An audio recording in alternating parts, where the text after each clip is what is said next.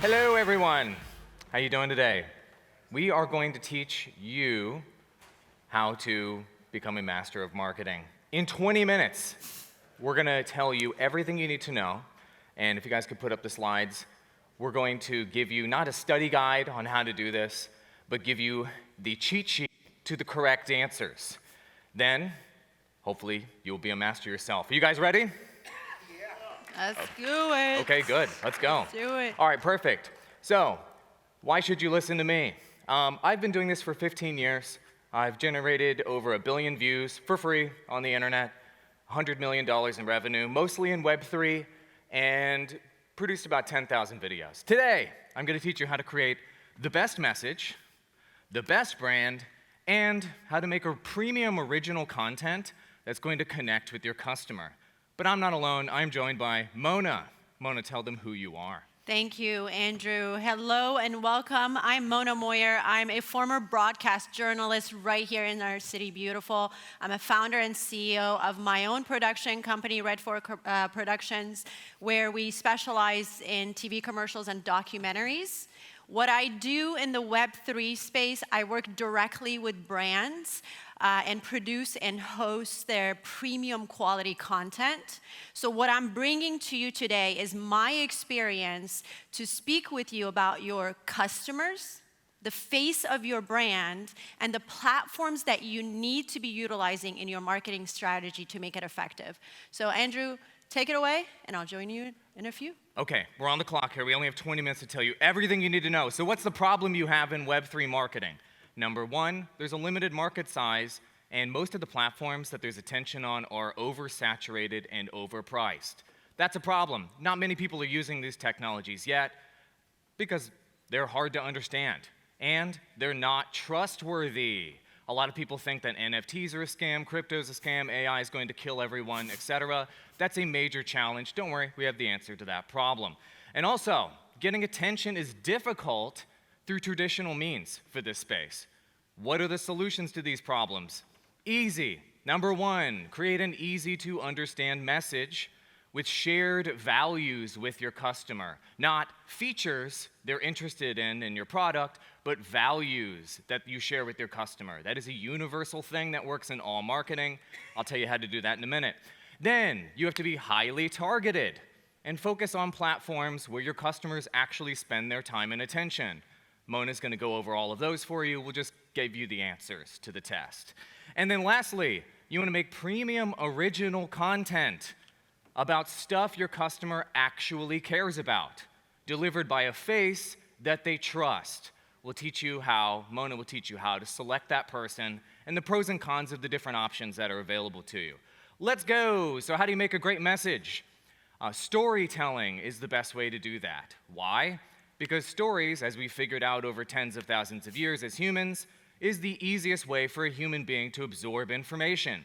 That's why all of our movies, our comic books, our stories, our everything around the campfire as cavemen or whatever is told in the form of a story. We absorb information that way most effectively, so your brand should be using the most time-tested, effective way of delivering information, which is storytelling.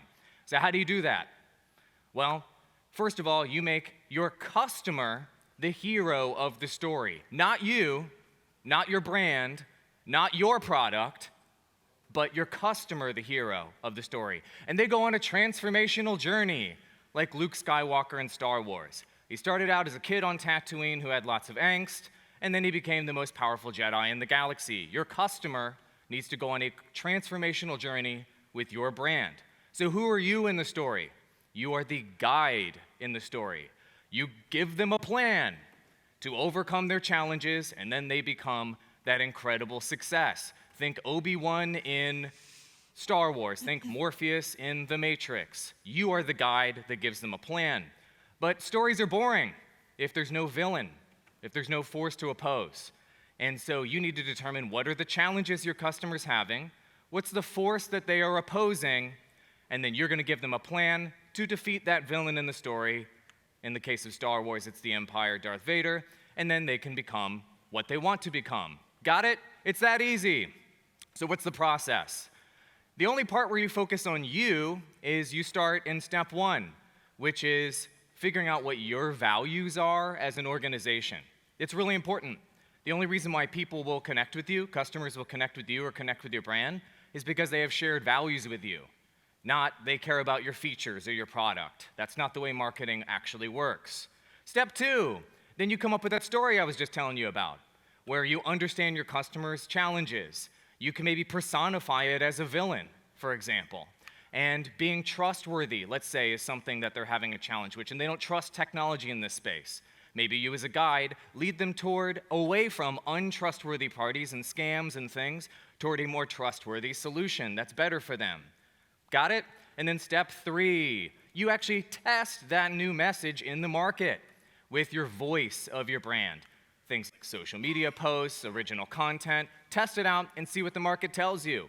If the market it does not resonate with your values, it's probably because you're telling your story poorly, or you crafted your story poorly, and then you should revamp. Got it? Good.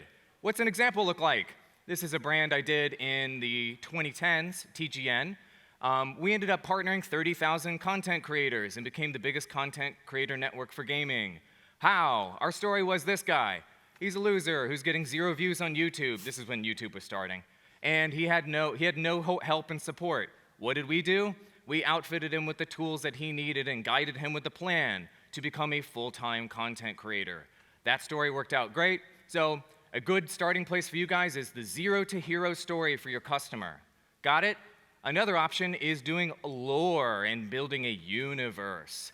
These sorts of things work out great. Like we did this with one of our clients, ETH Lizards, where they're building their own original universe of lore here in Web3. They just raised $5 million and they have thousands of holders now. The key, if you're going to do a universe and lore and story type of approach, think Disney. This is what Disney does with all of their intellectual properties, is your customer needs to see themselves in the story. They need to see themselves in the hero of the story. They need to see their problems in the villain and the challenge in the story, and then you need to put your brand as the guide in the story if you're building out a universe or you're building out lore like this. If not, your marketing will fail and you'll go out of business, just like 90% of startups and entrepreneurs in technology. Don't be the 90%. Cool. So how do you do branding now that you have your message? The green thingies on the screen are what everyone does. They make a logo and then they deploy it. That's why 90% of businesses go out of business. You missed all the other steps to making a brand successful, like creating a mood board. Then you make your logo. Then you create a style guide. I'll show you examples of all this stuff. Then you make a motion graphics package. Did you know that people watch videos? Then you have to make pilots of your content. Then you deploy your brand on the internet. Cool? If you missed 4 out of the 6 steps of creating a brand, your marketing will suck. Avoid that. So how does a mood board look? This is just an example with our brand, but you're going to basically come up with like 5 or 6 options with the designer, and they're going to kind of give you some mood boards in the zone of maybe where your brand will be. You select one, and it's kind of this general direction that your branding will go, that you think kind of fits those values your organization has and will connect with your customer. Once you pick your mood, then hopefully your designer will make that logo and then create a style guide. Why are style guides important? Did you know that almost no brands and companies actually have a style guide for their brand? If you don't have this, no one within your company and organization will know how to use your brand and know how it should look. And also, nobody you work with will know how to use your brand and how it should look. So you have to make this. So make this. Then, motion package. So I don't know if you knew this, but people watch videos on every platform, and video is taking a bigger and bigger and bigger and bigger portion of the pie in terms of attention on the internet. So if you make a premium motion graphics package, this is just the one that we made for our brand. This can make it so that your videos that you share on the internet are premium looking, uniform, and look better than your competitors. Why do you want that? So you can better connect with your customer and be more trustworthy. One of the problems that we have in this space. Cool, then you make pilots of your content. You don't just go all in and think, I'm gonna blow $1 million on this thing I think is a great idea. Why not make a pilot? You can release it on the internet for free, measure the results, and then decide whether you want to move forward on that as an initiative. The opposite approach happens with 90% of Web3 businesses, and that's why they blow all their runway on something they thought was a good idea, but the market did not confirm that was a good idea for marketing. Oops, they ran out of runway, and they don't have customers. Sad story. So, what do you do once you deploy the content on the internet? You double down on the winners, the ones that are generating actual business results for you, not likes, not subscribers, not followers. Those don't pay the bills, and those don't actually build businesses. But the ones that actually generate customers for your business, double down on the content and originals that do that. And then kill all the losers with fire. And so if you have, let's say, 3 pilot series you're releasing for your brand, maybe a podcast, shorts, blogs, I'm just making up some examples, one of those will probably outperform the other 2. The mistake that almost every brand makes is they do all 3 and they just keep doing them because they thought it was a good idea. Kill the losers with fire, kill the 2 weakest formats, and double down on the winning format. Trust me, it works. I've built like 10 YouTube channels from scratch to over 1 million subscribers for free using this strategy. Double down on the winning video series and kill the losing video series with fire. Got it? There are 3 types of content, Mona's gonna dive into this more, that you should be thinking about for Web3. And you need to make sure you have content with all 3 levels of customer commitment. What do I mean by commitment? Their time and attention. So, not everybody wants to spend 5 hours listening to your Twitter space or whatever about your protocol or, well, you lost me, I don't care. That's the highest level of commitment you're asking from a customer. Start low, like educational content. Make a 1-minute or 2-minute explainer video. That's a low commitment. Make a 3-minute to 5-minute tutorial video on your product. That's a low commitment. Check. Threads. There's a mid-level of commitment with things like threads. Somebody maybe wants to learn more after they saw one of your educational videos. Maybe they'll have to spend 10 minutes reading your Twitter thread.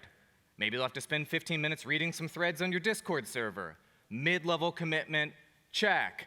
Then, once they have warmed up with educational videos and threads, then they'll jump into the discussion and listen to your hour-long podcast or your roundtable or your Twitter space or whatever it is that you're gonna do. And then they will probably be making the decision, once they reach that discussion level, to invest, to download, to become a super fan, or to become a truly deeply committed customer. Got it? Great. But who the heck is that customer? Mona, tell them. Well, the question is, do Web3 brands actually know who their customers are? Because for what Andrew is teaching here to be effective, you need to know who your customer is, and you need to get in the head and the minds of your customer. Who is your customer? What do they want, Web3 brands? Where are they? Where are they hanging out? Do you know where they are? And when you find them, what is it that you want them to do? How are you going to appeal to them? Yell this out if you know the answer before I go to the next slide. Who is the #1 Web3 customer? Anyone? Yell it out. No one knows who their customer is. No one knows who their customer is. Last call. Children. Degens. Degens are your #1 customers. Who are degens? They're the degenerates of the crypto community. They are the people who want to get rich quick, and they want to have fun doing it. They are the gaming degens, the crypto degens, the NFT degens, and so on and so forth. What do degens want? They want the next shitcoin to pump. They want Pepe to the moon. They want the bag. That's what they want. But they also want to have fun, right? They love to build. And I think it was the earlier speaker. They want recognition. He was talking about his little brother. They want recognition of that bag, right? They want recognition of that NFT. Where are degens hanging out? Absolutely Discord. Why? Because they want to join your community and they want to learn about your project. Degens are certainly on X. They love Twitter Spaces or X Spaces. Why? Because they want to be part of the conversation. They have lots to say, and they want to listen to you as well. And they're certainly on YouTube because that's where education happens. Discord, X, YouTube. That's where you can find degens. What do you want from degens? What do you want them to do? How are you going to appeal to them? Well, you want them to buy your shit, use your products. You want them to create content for you, and you want them to promote you. And they love to do all of these publicly. They are so loud about it. Your number one customer right there. Number two, any ideas? Who's your number two customer, Web3? All right, we're gonna have a lot of work to do here. We got a lot of work. Yeah. Investors, guys, Web3 investors. Who are they? Well, they are whales and VCs. They're your customers too. What do they want?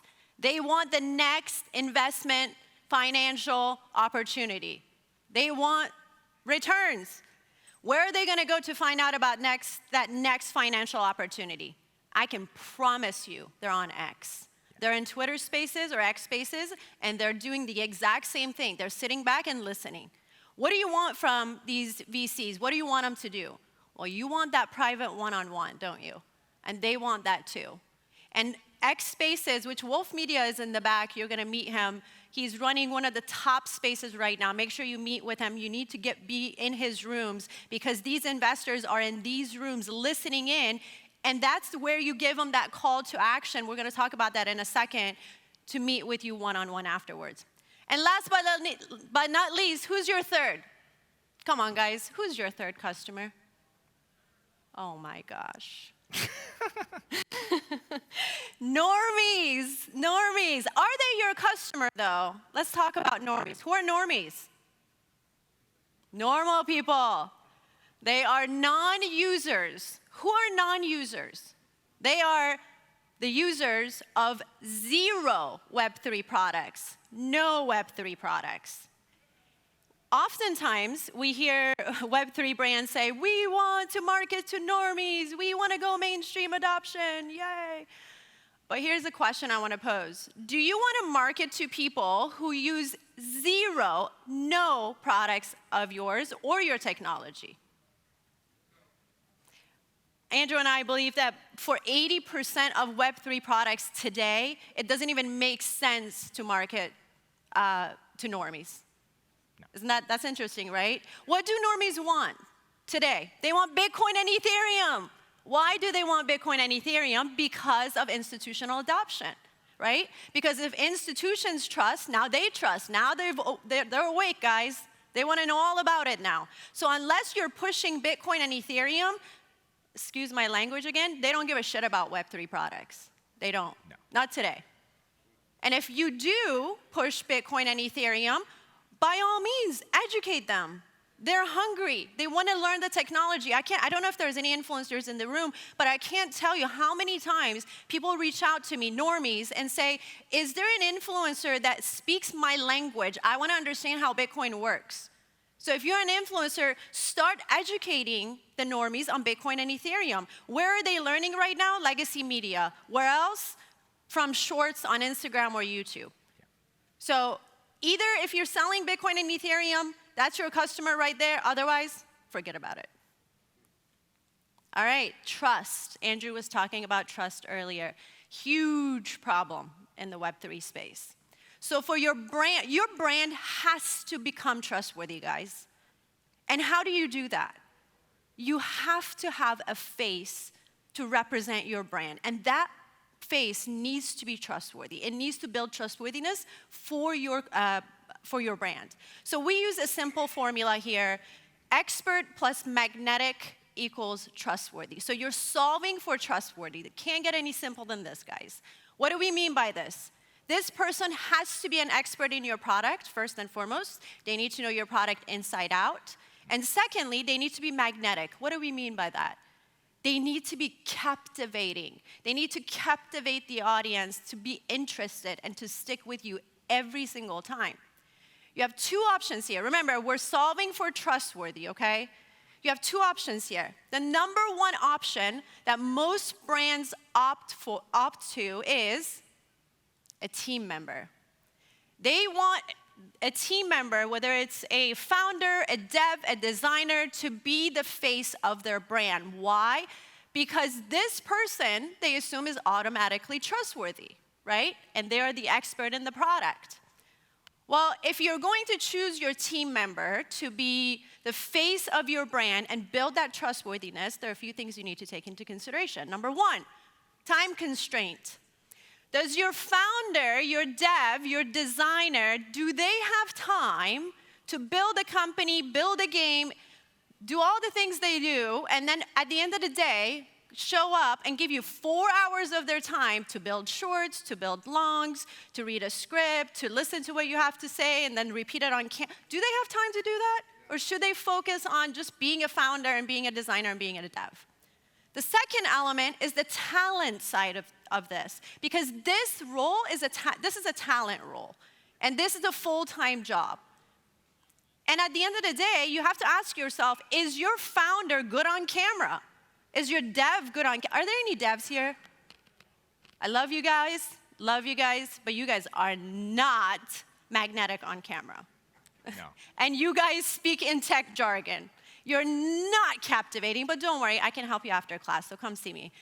So you have to remember that you have to be good on camera. You have to read a script and make it sound natural, right? A third element that most people don't consider here is there's a hidden cost here. This man, who is a founder, who's a client of ours, it took 5 people to get him okay to be on camera. And that's a support labor right there. That's a cost. Not to mention thousands of dollars that require to outfit him with a studio to up the level of standards and quality of his content. So that is a hidden cost. And not to mention, by the way, by the time you put your team member through this entire process and they show up in front of the camera, they're exhausted. They're over it. They stop showing up, they're not consistent, and guess what happens when that happens? You lose that credibility, you lose that magnetic element, you lose that impact, and that affects your trust. This lady, however, she is very happy. She's very magnetic. No, actually, this lady was really tired when she did this, but you know what? She is a professional. She knows how to wear a smile and make it authentic, right? And guess what? It's either a spokesperson, it can be an influencer, it can be a celebrity, but these people have already built that trust with their community. And guess what? They're bringing that over to your community. So that's a plus right there, right? She doesn't need to be produced. She already has a studio. Most influencers already have a studio today. So it's a direct cost to have her on your team. Now, she's magnetic, she's captivating, but she's not an expert in your product. So you have to train her to be an expert. So let me ask you a question. You have 2 paths, and both have to lead to making your brand trustworthy. So which one do you choose? Do you take a team member and teach them to be magnetic, or you take a spokesperson and teach them to be an expert in your product? Which one is easier, to teach someone to be magnetic or to teach someone to be an expert in your product? You get extra credit, guys. Let's go. Finally, somebody knows the answer. I'll let you guys decide, just choose wisely. Now, you have your customer, you know who they are, you know where they are, you know what they want, you know what you want from them, you got your expert face, trustworthy face, now what? Now you have to produce the right format of content that Andrew was alluding to and show up on the right platforms. Why did I put 3 platforms here and not 10? I know there's people that would question TikTok and Instagram. What I consider these 3 platforms, I call them non-negotiables. If you are a Web3 brand, you have to be present on YouTube, on Discord, and on X. Non-negotiable. Let's get into it. YouTube. Andrew was talking about this a little bit earlier. People come here, your viewers, your customers come here to get educated on your product, right? The content format here, the effective content format here is explainers, tutorials, and shorts. Take a picture of this. You're going to need this. And those shorts are typically luring people to those explainers and tutorials, the longer format content. And you also mentioned earlier about that time commitment. We consider YouTube to require about low to mid-level time commitment. Next up, Discord. Everybody goes to Discord to join your community and learn about your products and services. The content format here is threads, and we typically see most interactions on Discord in the evening, and that's really important to know when people are usually on these platforms. There is an opt-in process. If you know Discord, you know this is not fun. You have to join a server, wave at someone, do a lap, answer a bunch of questions, and then you're in. It's not very fun, but once you get there and you go through these threads, there's updates, developments, and AMAs that people can participate in or your community can participate in. In terms of time commitment, this requires mid-level time commitment just because these AMAs sometimes are 30 to 40 minutes and people still have to scroll through these threads as well. And last but not least, the hottest platform right now for Web3 is X. And I didn't put anything else except X spaces. Guys, if you're a Web3 brand and you're not in X spaces, which is the audio spaces, you are majorly missing out. You need to be, your founder, your dev, who wasn't good on camera earlier, he can be here. He can do a lot of great stuff here. This is where people are, there's deep learning happening, there's team interaction, people are asking questions, they come on stage to interact with you, and this is a great place for that call to action for you to tell people what you want them to do.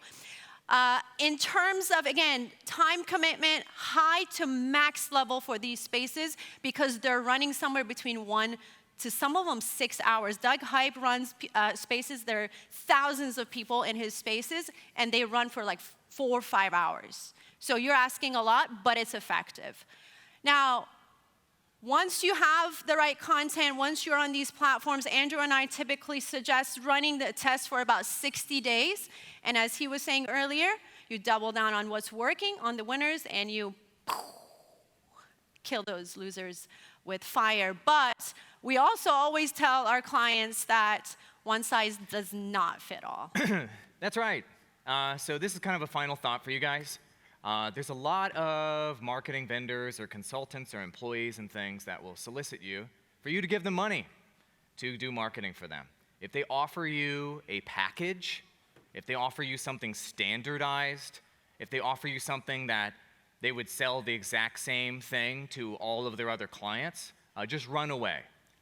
Because one size does not fit all in marketing, as we've just laid out in this presentation today.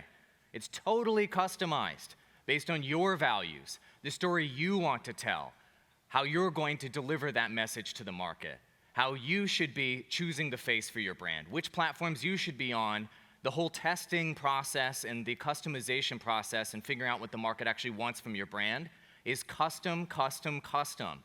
So run away from any one-size-fits-all offerings out there, whether it's a person or whether it's an organization.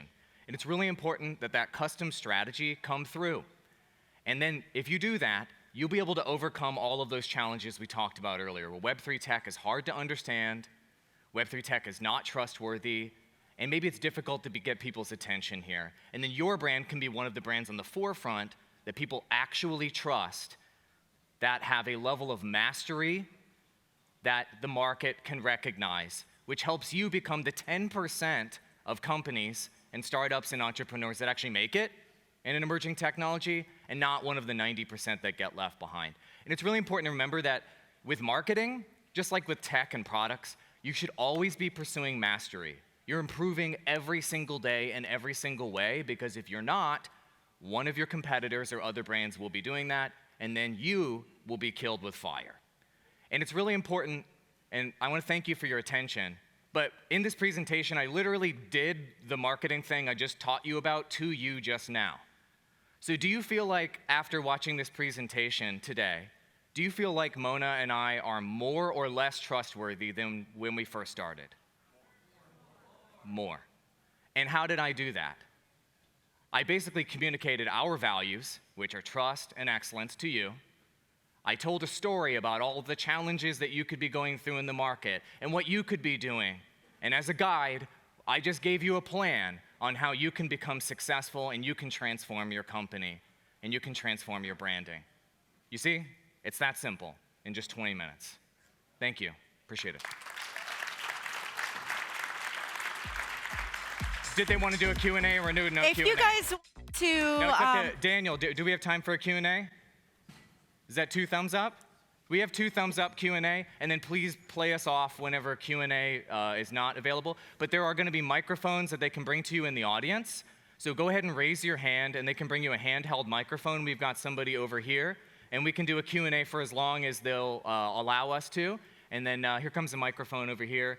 As long as they'll allow us to do a Q&A, and then we'll answer your questions, and then we will get off the stage.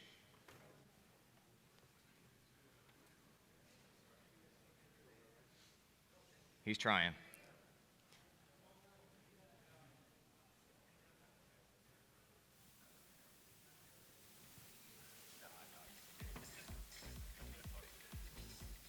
We got 5 minutes. Got it.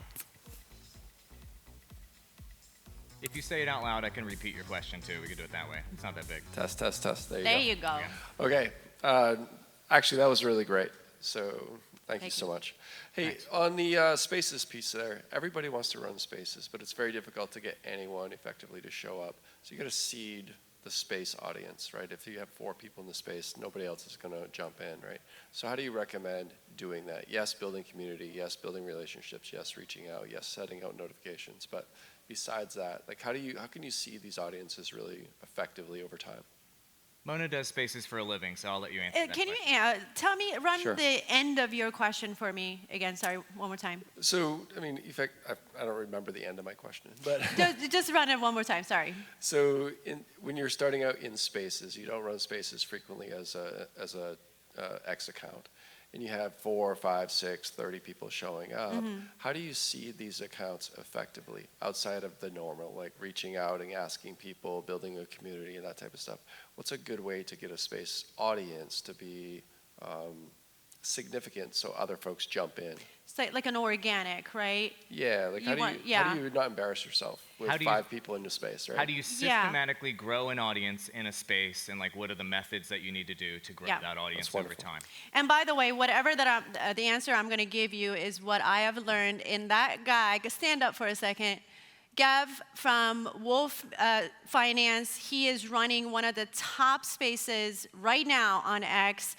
He does a superb professional job. And what I learned just by participating in his spaces is that first and foremost, when it comes to spaces, you have to start going to other people's spaces, right? You have to engage with other communities first and foremost. Then you have to, there are layers to this, right? Then you have to work your way up to the stage, right, as a speaker. So then people start to hear the value that you bring to the space, right? And there's a process for this. Then you do it to somebody else's spaces. I mean, there are 20, 30, 40 rooms that are running on a daily basis. You don't like NFTs, go to blockchain spaces. You don't like blockchain, go to metaverse, go to gaming. Show up to every spaces and work your way up to that stage. Once you do that, then people start to recognize your PFP and learn about the value you bring in. And then they start to follow you. So then you start your own spaces because then you bring that traffic over to you. Does that make sense? Awesome. Yeah, so by being a speaker on other people's spaces, and I do it way less frequently than Mona, but when I go into spaces and I try to spit the hottest fire I can, you'll see afterwards if you actually had something valuable to say. You'll get anywhere between 20 to up to one time I got 500 followers off of just being in one space. And it's really important when you go into spaces, you're not just winging it. If you're trying to like build a business on this and like trying to generate results, where you're well researched, you understand the customers essentially that are in the room, and then you tell them what they need to know to help them. If you can do that, and you're not just a guy on there waxing philosophic about whatever, then you can accelerate your growth. Last thing I would add is if you're going to do spaces, it's important to have other marketing channels as well that can create derivative content from the spaces. So You could create clips from amazing moments from the spaces, do quotes. You can have an email newsletter. You can deliver some of the spaces content through Discord, and you can use other marketing channels to basically drive traffic back to the spaces as a consistent event that happens at a specific time every week. You can't do random spaces either. It needs to be scheduled. And Very consistent. Consistency, consistency, consistency. Oh crap, we only have 1 minute left. Any other questions about marketing? There's a hand up back here. Can you bring the mic? And then there's this guy, maybe we can squeeze it in. I don't know, we only got a minute. Hi, I have a question. Say if you have an idea and you want to enlist like a social influencer in the space to kind of, I don't know, like collaborate with them, you know, before your idea like gets out there. What are some suggestions do you have? Are you worried about them disclosing what's happening with your business, or help me understand the challenge? Kind of like to get more validated in the space. Yeah. Like to validate your startup in the space. Okay. Yeah, what I would do, so like if you're like in that early phase and you have yet to go to market, it sounds like you're talking about. So what you want to do is you want to understand who you are and what your values are as an organization.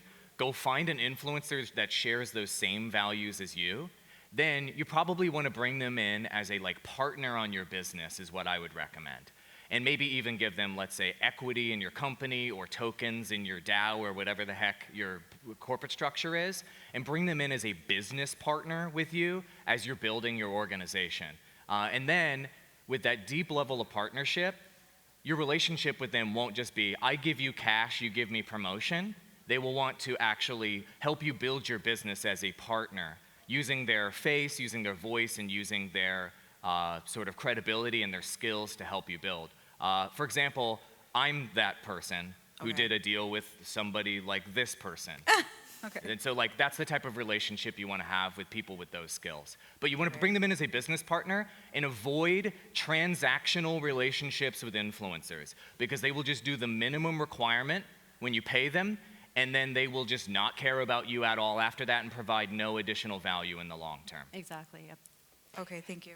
Yeah. Daniel, I'm sorry, are we good on one we're or minus no more? 1 minute, so if we need to get off. He says we're good?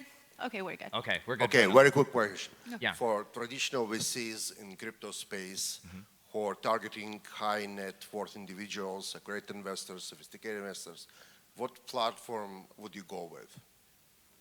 You're looking to find hold on, you're looking to get liquidity providers for your VC? Investors, but we're very limited who we can market to. We cannot market to the general public. Should be a great investor, so sophisticated investor, because the SEC rules are very strict. So you can really advertise. Yeah. But you want to attract those people to start conversation. Got it. Yeah, so what you're going to want to do, this is just off the cuff, I don't know, I need to know specifically about your organization, but just off the cuff, you're going to want to probably go into like higher commitment content, where you're going to want to maybe host your own spaces or participate in X spaces, number one. Number two, potentially have a video podcast show where you can bring experts on and discuss deeper topics and like get more B2B or get more investor focused with deeper, more extensive talks. And then number three, you're going to want to book physical events as well to go shake the hands of these people in person and wine and dine them. And optimally, you would be on stage doing talks in rooms of investors, because typically these investor folks are going to be like 40-plussers, and they're going to trust a physical human being on the stage a lot more than they're going to trust an avatar of like a monkey guy with a cowboy hat on. And so what you want to do is go with the higher commitment content, like the threads and the discussion content I was talking about online, and then go in person, do talks, and then shake hands with wine and dine. That's going to be the way to market to those people. And you still start with the education, like you said, right? The very Well, first layer. it depends. I don't know what you're selling. So maybe we can educate people on what you're selling. Maybe we can't. It depends. Like some B2B investor type businesses can just go tap into other people's audiences and then just shake hands and then get into a one-on-one meeting with them, and they can effectively do business through outreach. If you need to do inbound business, where you're hoping that traffic comes to your website and then converts to a consultation, and then you talk to them and you sell, then you'll need to make a piece of educational content or a series of educational content on your website so that they can, within 2 minutes, understand what you offer and then book you for the free consultation. Got it. Thank you very much. You're welcome. And make sure you have to be in spaces also. Audio spaces is a great place for you as well. So start tuning in. Okay, the number changed. That probably means our Q&A needs to be over, so we'll get off stage. Thank you so much, everybody. Appreciate it. Thank you, guys.